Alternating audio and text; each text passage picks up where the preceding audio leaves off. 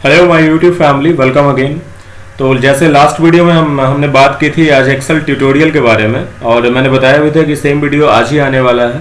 तो मैं आ चुका हूँ अपने लैपटॉप के स्क्रीन पे, और आइए आपको ले चलते हैं। तो हम लोग सबसे पहले जानेंगे कि एक्सेल आज ओपन कैसे होगा, उसकी सारी क्वालिटीज़, और सबसे पहले देखेंगे उस एक्सेल के फर्स्ट सीट को कि जहाँ पे हम लोग काम करने जाने वाले हैं। तो सबसे पहले आइए देखते हैं कि एक्सेल ओपन कैसे होता है। तो उसके लिए हम क्या करेंगे, 3 ऑप्शन है बेसिकली, वन बाय वन हम देखते हैं। सबसे पहले स्टार्ट मेन्यू पे आपको क्लिक करनी है। सबसे पहले आपको स्टार्ट मेन्यू पे क्लिक करनी है, ऑल एप्स में जाना है और यहाँ पे खोजना है माइक्रोसॉफ्ट ऑफिस, क्योंकि माइक्रोसॉफ्ट ऑफिस ही वो पैकेज है जिसके अंदर एक्सेल और वर्ड जैसे सारे सॉफ्टवेयर होते हैं। तो हमने माइक्रोसॉफ्ट ऑफिस पे क्लिक करना है। यहाँ पे चले जाना है आपको एक्सेल में, एक्सेल पे क्लिक करना है। जैसे ही क्लिक करोगे एक्सेल का विंडो खुलकर सामने आएगा। ये डिपेंड करता है कि आपके विंडो की स्पीड कितनी है। ओके, जैसे मेरा स्टार्टिंग हो रहा है तो ये लोड लेने में टाइम लेगा अगर आपके विंडो स्लो हैं थोड़े से। अब यहाँ पे क्या क्या होने वाला है तो वन बाय वन हम देखते हैं। सबसे पहले यहाँ आते हैं राइट साइड में। तो इस राइट साइड में देखो, यहाँ पे रिसेंट का एक विंडो है। आपने रिसेंटली जो जो वर्क किया है एक्सेल में वो सारा आपका यहाँ पे होगा। साथ ही साथ इधर आते हैं तो सबसे ऊपर 4 ऑप्शंस मिलेंगे आपको यहाँ पे। एक हेल्प का बटन है, minimise, maximise and cross, that means close. यहाँ पे आते हैं, ये है ऑनलाइन टेम्पलेट्स। अगर जैसे हमने बताया एक्सेल पे 2 तरीके, एक्सेल या कहीं भी कोई भी ऐसा सॉफ्टवेयर पे अगर आप वर्क कर रहे हो तो आजकल जनरली 2 तरीकों से काम होता है। या तो आप बना बनाया टेम्पलेट यूज कर सकते हो, या तो फिर आप बिल्कुल ही ब्लैंक वर्कबुक ले सकते हो जिसमें आप सारा कुछ खुद से डिजाइन करोगे। लेकिन यहाँ पे देखो बहुत सारे टेम्पलेट्स ऑलरेडी बने हुए हैं। अगर इसमें से भी आपको कोई टेम्पलेट पसंद नहीं आता है तो आप ऑनलाइन सर्च भी कर सकते हो। यहाँ पे कुछ सजेस्टेड सर्च यहाँ पे दिया हुआ है। तो जैसे मान लो मैं पहले टेम्पलेट्स दिखा देता हूँ आपको। ये पर्सनल मंथली बजट का टेम्पलेट्स है, इस पर क्लिक करता हूँ। देखो ये पर्सनल मंथली बजट का टेम्पलेट्स खुलकर आपके सामने आएगा। उसमें लगभग सारी चीजें बनी हुई होगी। आपको जो करना है वो सिर्फ ये करना है कि आपको देखो यहाँ पे ये मंथली बजट का टेम्पलेट्स है। आपको सिर्फ डिजिट और रिक्वायरमेंट्स जो जो होंगे वो सारे आप चेंज कर सकते हो। बाकी सीट्स आपका ऑलरेडी तैयार है, आपकी डिजाइन तैयार है। तो इस तरीके से आप बना बनाया टेम्पलेट्स भी यूज कर सकते हो। तो हम वापस आते हैं, न्यू पेज लेंगे। मुझे बने बनाए टेम्पलेट से कोई ज़रूरत नहीं है। मैं न्यू पे क्लिक करता हूँ और यहाँ पे ब्लैंक वर्कबुक पे आता हूँ। राइट, तो ये आ गया ब्लैंक वर्कबुक। अब इस पूरे पार्ट्स को ही मेरे को समझना है, हम लोग को देखना है कि ये जो पूरा विंडो है, ये पूरे विंडो में क्या क्या चीज़ें होने वाली है। तो सबसे पहले सबसे ऊपर देखते हैं। ये जो आपका सबसे ऊपर का बार है इसको टाइटल बार कहते हैं। राइट, इस टाइटल बार में यहाँ देखो हेल्प का बटन, ये कुछ रिबन डिस्प्ले ऑप्शंस है, ये आपका मिनिमाइज है, ये मैक्सिमाइज है, ये बेसिकली क्रॉस है। यहाँ पे आपका माइक्रोसॉफ्ट अकाउंट का आइकन है। अगर आपको माइक्रोसॉफ्ट अकाउंट से लिंक्ड करना है, साइन इन करके रखना है तो आप यहाँ पे जा सकते हो। वैसे कोई ज़रूरी नहीं है। इधर आ जाए, रीडू अंडू का बटन है। अब उसके नीचे आ जाए तो ये देखो, ये मेन्यू बार है। ठीक है, ये सारा मेन्यू बार है। इसको टैब भी कहते हैं, होम टैब, इंसर्ट टैब। अब पर्टिकुलर जब कोई टैब पे आप क्लिक करोगे तो उस टैब से रिलेटेड सारे सेटिंग्स आपके सामने आएंगे। जैसे यहाँ पे क्लिपबोर्ड है, फॉन्ट है, अलाइनमेंट है, नंबर है, स्टाइल्स है, सेल्स, एडिटिंग। तो ये जो एक टैब पे क्लिक करने पे जो सारे सेटिंग्स आते हैं इसको आप रिबन बार कह सकते हो। ठीक है, या प्रॉपर्टीज बार भी इसको कहते हैं। वापस नीचे आते हैं। अब यहाँ पे देखो A1 है, ये FX है और ये एक बॉक्स है खाली। तो सबसे पहले समझते हैं, ये FX फार्मूला वाला है, इसको देखते हैं A1। अब A1 को देखने से पहले आप ये समझो, ये पूरा शीट समझनी होगी आपको। तो ये जो सीट है पूरा, ये पूरे सीट 2 कैटेगरी में डिवाइड किया गया है, पहला रो और दूसरा कॉलम। ठीक है, तो वर्टिकली जो बॉक्स है, जो वर्टिकल बॉक्स है, इस वर्टिकल बॉक्स को हम लोग बोलेंगे कॉलम। जो वर्टिकल बॉक्स है उस वर्टिकल बॉक्स को हम लोग कॉलम बोलेंगे।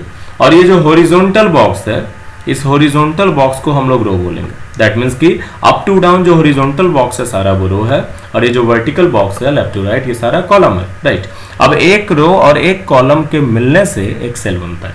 ओके, तो एक रो और एक कॉलम के मिलने से एक सेल बनता है। अब कुछ बातें और समझ लो। हर सेल का अपना एक एड्रेस होता है। राइट ना, दैट मीन्स कि हर सेल का अपना एक पहचान होता है, अपना एक वैल्यू होता है, अपना एक नेम होता है। राइट। इसको समझने के लिए हम चलते थोड़े से स्कूल क्लासेस में। जैसे क्लास में क्या होता है ना, बहुत सारे स्टूडेंट्स होते हैं, राइट, और हर स्टूडेंट को क्लास वाइज बेस कर हर किसी का पर्टिकुलर रोल नंबर इनबिल्ट होता है। दैट मीन्स कि अगर कोई किसी का रोल नंबर 21 है, किसी का 22 है, तो पता चल जाता है कि 22 किस बंदे का है related to that particular boys और गर्ल्स। वो 21, 22 रोल नंबर से बहुत कुछ उसके सारी चीजें डिपेंड करती है। तो यहाँ पे हम आते हैं इसी तरीके से इस एक्सेल सीट पे हर सेल का, जब एक रो एक कॉलम मिलाकर एक सेल बनता है तो हर सेल का एक नाम होता है। अब जैसे हम यहाँ पे क्लिक कर रहे हैं तो यहाँ पे जैसे ही मैंने क्लिक किया, यहाँ पे आपका A1 लिखाकर सामने आया, मतलब इस सेल का नाम है A1। सबसे पहले कॉलम नेम फिर रो नेम। जैसे मान लो हम यहाँ पे क्लिक करते हैं तो यहाँ पे है G और रो से 6, दैट मीन्स कि इस बॉक्स का नाम क्या है G6। तो ये आपने देखा, इसको हम लोग सेल एड्रेस बोलेंगे, कंप्लीटली इसको सेल एड्रेस बोलेंगे, राइट। अब देखो ये जो सेल आपको दिख रहा है ये सेल 24 तक दिख रहा है। इसका मतलब ये नहीं है कि 24 सेल ही है यहाँ पे। अगर आप नीचे करोगे तो बहुत सारे सेल्स हैं। तो सबसे लास्ट वाला सेल क्या है ये देखने के लिए आप क्या करो, थोड़ा शॉर्टकट्स यूज करते हैं। याद रखो शॉर्टकट्स बहुत अच्छी जरिया होती है। तो ज्यादातर शॉर्टकट्स वगैरह के लिए और पीडीएफ के लिए आप मेरे टेलीग्राम चैनल पे जंप आउट हो सकते हो, मैं लिंक दे दूंगा। वहां से मेरे टेलीग्राम चैनल पे आप जाओ, वहां पे सारे पीडीएफ आपको मिल जाएंगे। तो उसके लिए क्या करो, आप कंट्रोल प्रेस करो और कीबोर्ड पे 4 एरो की होते हैं, अप डाउन लेफ्ट और राइट। तो कंट्रोल प्रेस करके आपको राइट एरो प्रेस करनी है, राइट। देखो आप आ गए सबसे लास्ट वाले रो पे 10,48,576, राइट। हम वापस ऊपर जाते हैं, कंट्रोल के साथ अप एरो 1 पे आ गया। इसी तरह सबसे लास्ट वाला कॉलम कंट्रोल के साथ राइट एरो, देखो XFD ये सबसे लास्ट कॉलम है। वापस आते हैं कंट्रोल के साथ लेफ्ट एरो, आ गया हम 1 पे, ठीक है। तो ये था हमारा शॉर्टकट्स कुछ और बाकी सेल देखने का कुछ तरीका। अब थोड़ा इधर आते हैं तो यहाँ पे आपको दिख रहा है स्क्रॉल बार। स्क्रॉल बार कहने का मतलब है, जैसे स्क्रॉल बार बहुत छोटा हो चुका है, कंट्रोल के साथ अप एरो 1 पे आ गया, ये स्क्रॉल बार है। स्क्रॉल बार डिपेंड करता है कि आपका सीट कितना ज्यादा है। दैट मीन्स कि जैसे 24 है तो हम स्क्रॉल बार को अगर नीचे करेंगे तो ये पेज ऊपर चला जाएगा। तो स्क्रॉल बार सेल को एक्स्ट्रा दिखाने के लिए, है ना, देखे गए सेल को नीचे के पार्ट्स को भी दिखाने के लिए यूज किया जाता है। इसी तरह यहाँ पे वर्टिकल स्क्रॉल बार भी है, जिसके थ्रू आप इसके आगे अगर आपने कुछ सिलेक्शन किया है तो देखो आप जैसे जैसे सेलेक्ट करोगे स्क्रॉल बार धीरे धीरे छोटा होता जाएगा। स्क्रॉल बार जितना छोटा है समझ जाओ आपके शीट का लेंथ उतना ही ज्यादा है या सीट का विड्थ उतना ही ज्यादा है। तो ये था आपका स्क्रॉल बार। अब हम बात करते हैं नीचे बात करते हैं शीट की। तो जहां तक शीट की बात है, शीट को समझने की कुछ चीजें समझो। वैसे इस पार्ट्स को, पूरे पार्ट को हम वर्कबुक बोलेंगे और शीट को, जैसे मान लो हम किसी बुक का एग्जांपल लेते हैं। अब एक बुक को बुक तब बोलेंगे जब उस बुक के अंदर 10 से 15 पेजेस होने चाहिए, है ना। जब 10 और 15 पेजेस इनबिल्ट नहीं होंगे तब तक वो बुक नहीं कहलाएगा। इस तरीके से यहाँ पे इसको वर्कबुक बोलेंगे। और इस एक वर्कबुक में जहां तक मुझे पता है टोटल 225 शीट्स होते हैं, हालांकि मैंने यूज नहीं किया है अभी तक।